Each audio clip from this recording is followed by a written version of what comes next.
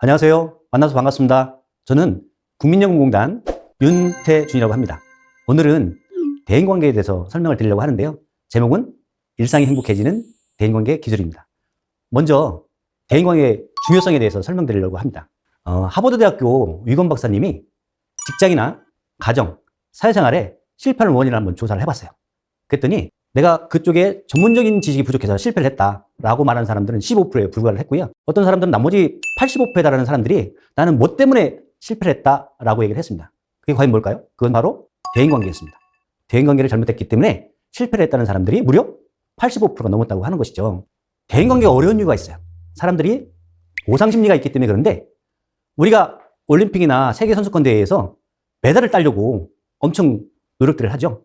그러면 왼쪽의 은메달과 오른쪽의 동메달 중에서 어느 선수가 더 행복해 해야 할까요? 여기서 사진에서 보시면 1번, 2번, 3번이 있는데 금메달 딴 사람이 누구인 것 같아요? 예, 여기 2번에 보시면 나 금메달 땄습니다 하고 금메달을 보이죠? 그럼 은메달은 누가 땄을까요? 그럼 동메달은?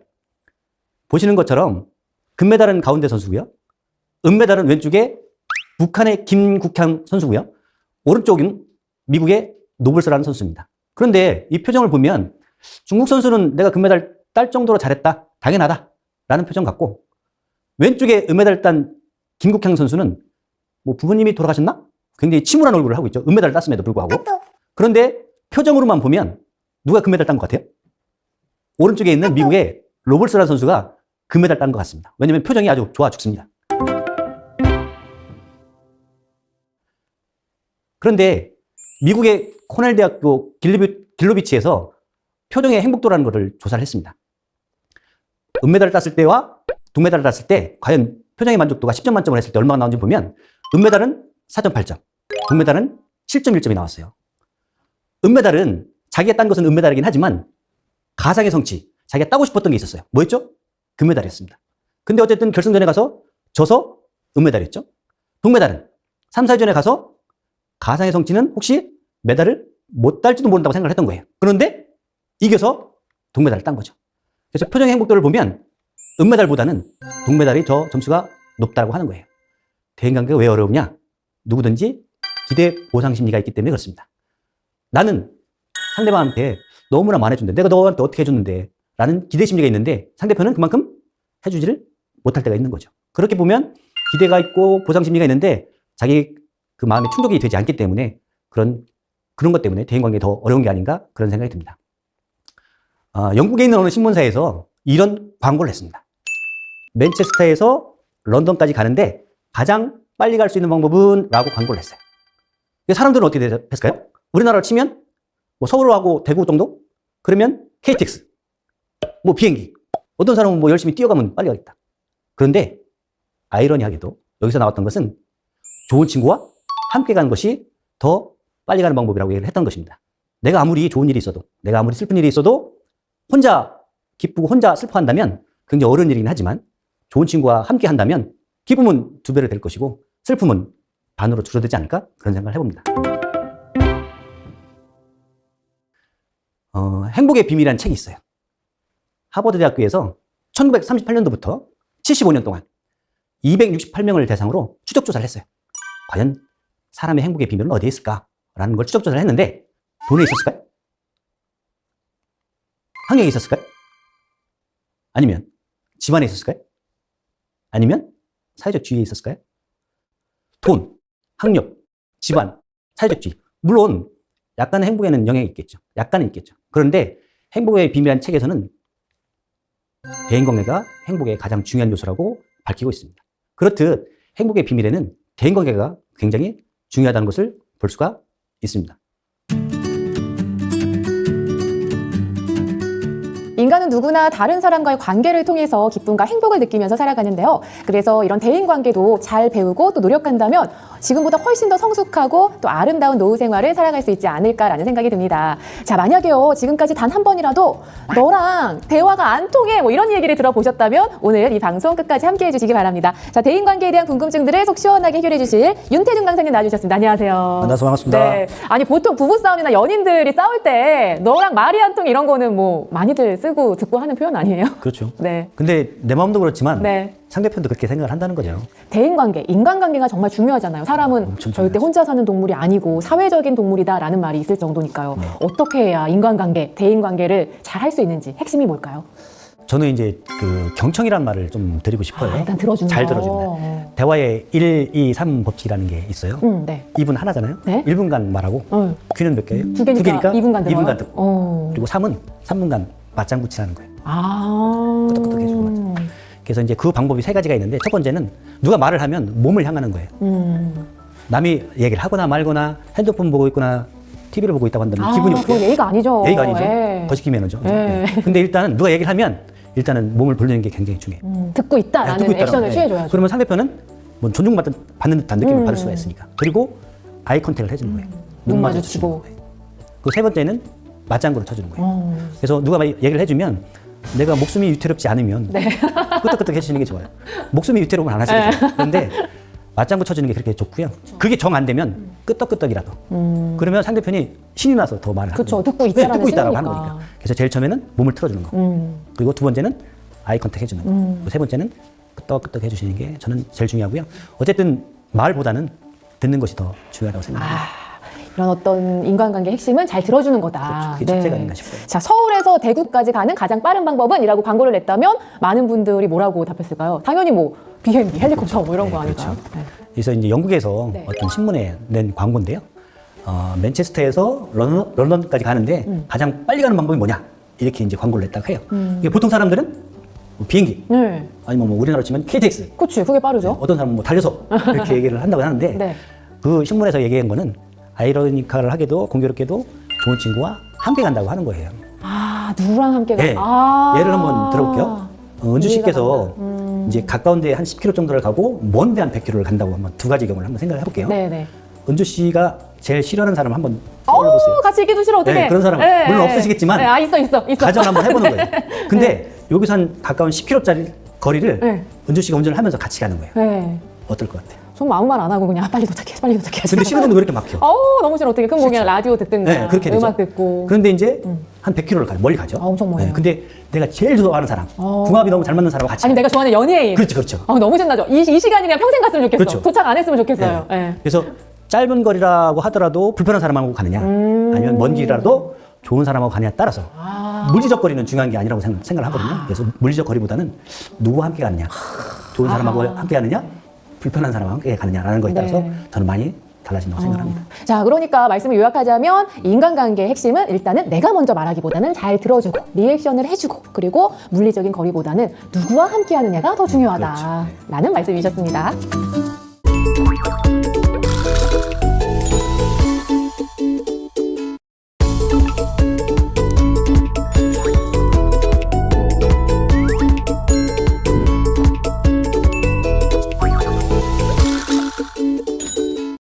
네, 다음에는 상황에 따른 이해를 살펴보도록 하겠습니다.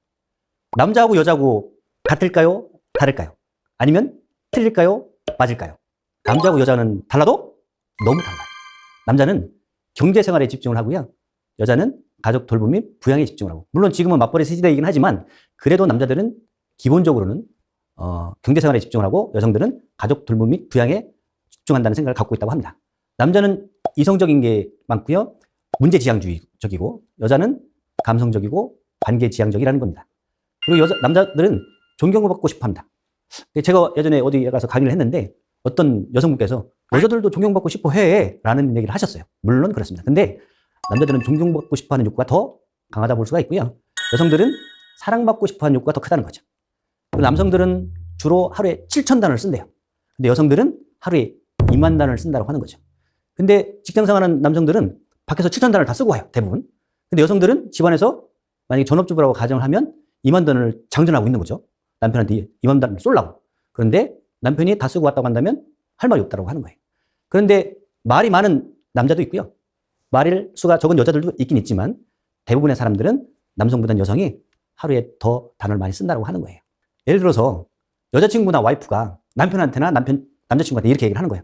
자기야, 나 머리 너무 아파. 그러면 여성들은 어떻게 대답을 원하는 거죠? 머리가 왜 아픈지, 무슨 일이 있었는지 이런 걸 감정적인 거를 터치해줬으면 좋겠는데 따뜻한 위로를 해주길 원하는 거잖아요. 그죠? 근데 남편들은 뭐라고 그래요? 남자친구들은 내가 병원 가라고 했지. 병원 가라고 했어 안 했어? 그러니까 아픈 거 아니야 라고 얘기를 하는 거예요. 왜? 앞에서 보신 것처럼 남자들은 똑같아요. 그 상황을 해결해 주려고 하기 때문에 그렇습니다. 남편이나 아들이나 가족과 다를까요? 남자인 걸로 보면 똑같습니다. 딸하고 아들하고 이렇게 상황을 보면 다르듯이 똑같다고 하는 거죠. 그래서 여성들은 어떤 따뜻한 위로를 해주길 원하지만 남성들은 그걸 해결해 줘야 되기 때문에 그런 쪽으로 해결책을 제시를 하는 거예요. 남자하고 여자하고 다르다는 말을 이제 많이 들어보셨을 텐데 여기서 보시면 여자가 말한 왼쪽에 보시면 여자가 말한 의도는 만큼이에요. 근데 남자가 이해한 수준은 이만큼. 그죠? 근데 남자가 여자에게 말할 때 남자가 말하는 의도는 이만큼이에요. 그죠? 근데 여자가 이해한 수준은 이만큼.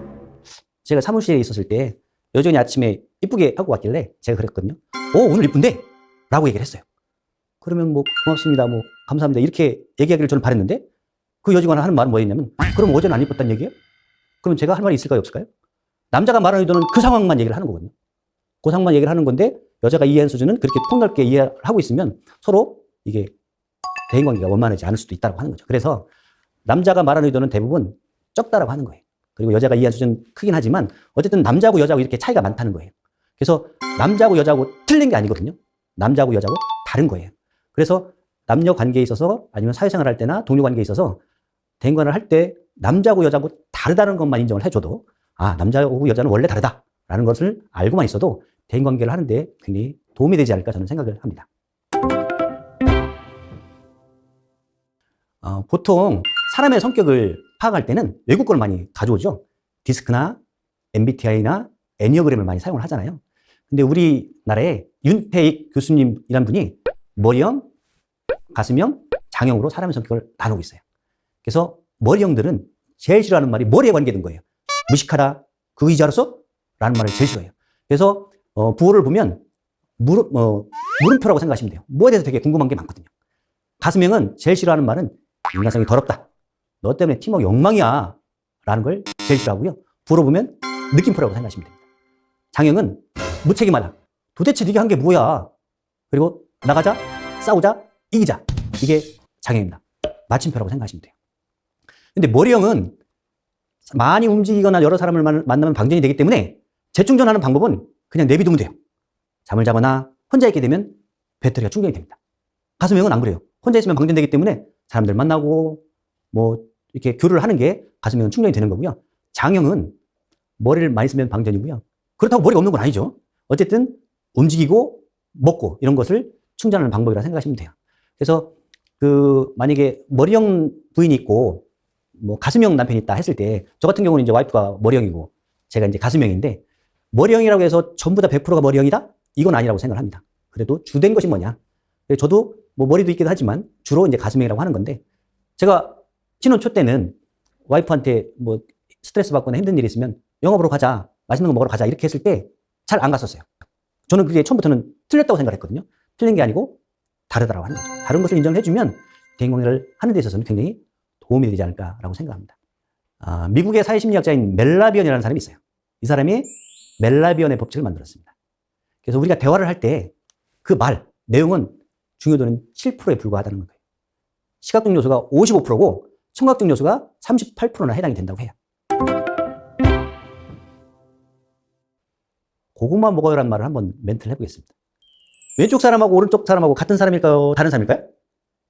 어서 제가 강의를 할 때 여쭤보니까 성형전? 성형후라고 얘기를 하시는데 그건 아니고요. 같은 사람이에요. 같은 사람인데 고구마 먹어요라는 말은 왼쪽하고 오른쪽하고 똑같이 한번 해보도록 하겠습니다. 왼쪽 사람처럼 그렇게 얘기를 해보는 거죠. 고구마 먹어요. 먹을게 안 먹을게요. 이렇게 얘기를 하는 거예요. 무표정하게. 오른쪽 사람은 웃으면서 억양을 살려서 고구마 드세요라고 하는 거예요. 그러면 고구마 먹어요라는 말은 왼쪽하고 오른쪽하고 똑같죠. 그런데 왼쪽 사람하고 오른쪽 사람하고 다른 게 뭐였냐면 표정이 달랐어요. 눈웃음, 미소 다르죠. 두 번째는 억양이 달랐다는 거예요. 처음에는 고구마 드세요. 먹을 거야 안 먹을 거야 라고 했지만 두 번째는 고구마 드세요 하고 억양을 넣은 거예요. 이렇듯 말을 할 때는 이렇게 억양을 넣어서 하는 거와 표정을 다르게 하는 거, 그 상황에 따라서 이렇게 한다고 한다면 대인관계가 훨씬 더 좋아지지 않을까 이렇게 생각을 해봅니다. 선생님, 사실 저도 어렸을 때 그런 말을 많이 듣고 혼났고, 우리 부모님들이 아이들 야단치실 때 항상 하는 말이 있어요. 너는 도대체가 누구를 닮아서 그래? 엄마요. 어쨌든 부모님 사이에서 태어난 자식이니 엄마 아니면 아빠 닮았겠고, 이제 피가 섞이는 거잖아요. 우리 아이의 이런 성격 어떻게 알아볼 수 있는 거예요? 어떤 분이 목사님한테 그런 걸 물어본 적이 있었어요. 만약에 이제 은주 씨가 얘기한 것처럼 우리 애들 성격을 도대체 모르겠어요. 누구 닮았는지. 근데 그 목사님께서 그런 말씀하셨어요. 시도하셨냐고. 혹시 시도하셨냐고 물어봤어요. 그 말은 뭐예요? 누구 닮았다는 얘기예요? 부모님 닮은 거죠. 저도 이제 애가 둘이 있는데 큰 놈은 저 닮았어요. 작은 놈은 와이프 닮았어요. 이게 큰 놈은 저처럼 모임 만드는 거 좋아하고 사람 만드는 거 좋아하고 외향적인. 네, 그런 거예요. 그래서 큰 애는 저를 닮았고 작은 놈은 약간 정적이긴 하지만 그래도 뭐 머리형이고 좀 이렇게 탐구하는 거 좋아하고 책 읽는 거 좋아하고 이렇거든요. 그래서 누구 닮았냐? 이거는 뭐 답이 나와 있는 겁니다. 누구 닮았어요? 당연히 부모님을 닮은 거예요. 근데 그런 게 있어요. 잘하면 서로 나 닮았다고 그렇죠. 그러고 못하면 막 당신 닮았다고 누구 닮았냐고 이런 그건 거. 말이 안 되는 거죠. 왜냐면 그 자녀들은 사실 부모님들 가장 좋은 인자를 갖고 태어난 애들이 사실 그렇거든요. 사실 그게 말처럼 쉽지는 않지만 어쨌든 애들은 누구 닮았다? 부모님을 닮았고 애들은 누굴 보고 배운다? 부모님 보고 배우는 거예요. 사실. 거울이에요, 거울. 네. 똑같아요. 그래서 애들은 부모님을 닮았다. 그리고 이제 남편이나 부인께서 성격이 어떻다? 본인이 잘 아실 거 아니에요? 그러면 그건 애들한테 그대로 갔다는 거죠. 그러니까 지금이라도 좀 좋은 모습을 보여주면서 네, 거울이다라고 생각을 하셔야 될 것 같습니다. 네, 그리고요, 또 머리형, 가슴형이 또 다르더라고요. 성격적인 부분에서. 저는 확실히 제가 가슴형인 거 알아요. 그래서 막 싸우거나 뭐 제가 억울하면 일단 막 감정의 호소예요. 네. 그래서 누가 나를 인정해주거나 공감해주면 그냥 거기에 샤리르르 녹아요. 근데 머리형인 사람은 저랑은 정말 정반대더라고요. 근데 부부가 만약에 이렇게 머리형과 가슴형인데 내 방식대로 고집을 하면은 이건 어떻게 좀 해야 할까요? 저는 성격은 나쁘고 좋고가 없는 것 같다고 생각을 하거든요. 근데 보통 야, 제 성격 되게 이상해, 나빠 이런 표현 하잖아요. 자기 기준인 거 아니에요? 아, 내가 봤을 때 그런 거지 그 사람은 객관적으로 봤을 때 성격은 좋고 나쁨이 전 없다고 생각을 하거든요. 사람은 신이 아니기 때문에 누구든지 봤을 때 좀 뭐 좋고 나쁨이 있을지는 모르겠지만 남이 봤을 때 그런 기준을 되는 거지 그런 기준은 뭐 좀 절대적인 잣대는 없다고 생각하거든요. 그래서 만약에 부인은 머리형이고 만약에 남편은 가슴형이다. 저 같은 경우가 이제 아, 가슴형이세요? 아, 눈물 많으시고. 네, 가슴형이고 와이프는 이제 머리형인데 아, 많이 싸우시겠다. 한 신혼 때는 네. 그 와이프한테 이제 만약에 스트레스 받고 있거나 좀 이렇게 힘든 일이 있거나 그렇게 했을 때는 저는 이제 제 방식대로 밖에 나가자.